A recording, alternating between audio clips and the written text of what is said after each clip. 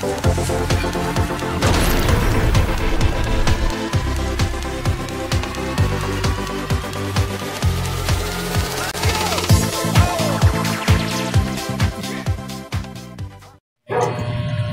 magandang araw beloved Tubicians. Welcome back to my channel. At sa mga oras na ito, tayo ay magluluto ng ulo ng salmon.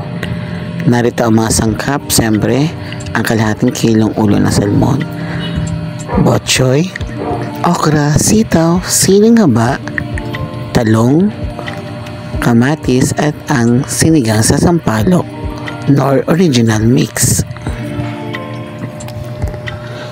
Yan, dahil nga mag-isa lang ako, so I decided to buy itong ganito lang kalaki na ulo ng salmon. So kahit ganyan lang siya, ay umabot siya halos ng kalahating kilo, beloved Tubicians. At dahil nga na-process ko na yung mga sangkap, inisa-isa ko na siya dito. So tara, inihanda ko na yung aking multi-cooker na 1.8, pero sa tansya ko hindi ito magkakasya dito.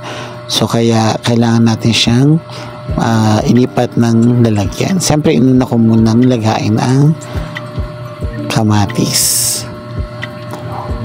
at saka okra para madali lumambot. Pero hindi ko pa nailalagay lahat, hindi na talaga siya kasya. So hindi ko rin alam kung meron pang gas yung aking kalan. So kailangan ko na siyang ilipat, beloved Tubicians. Di na siya kasya kasi nailagay ko na rin itong ulo ng salmon. Kaya naman, yan, lipat ko na siya dito sa aking lutuan. So sakto na naman yung lutuan, at yun, meron pang gas yung aking kalan. Tagal ko na kasi hindi ginagamit yung kalan na to. Then for the record pala, beloved Tubicians, nailagay ko na yung mga sangkap, no? Meron na rin yung asin at saka petching. So madali lang naman. So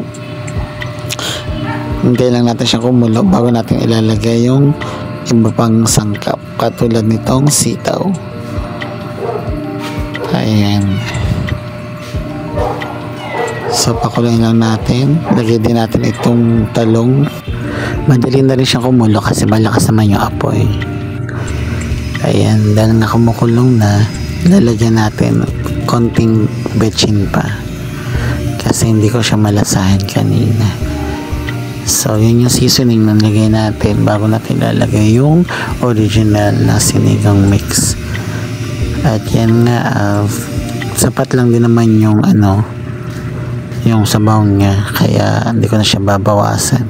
Tapos instead na kangkong nga, yung gagamitin ko ay botchoy ang ginamit ko. Pero dapat talaga gagamitin ko dito ay mustasa kasi nga salmon ito, no? Pero masarap naman din yung lasa ng botchoy, kaya nilagay ko na rin siya. And then time to put the sinigang mix.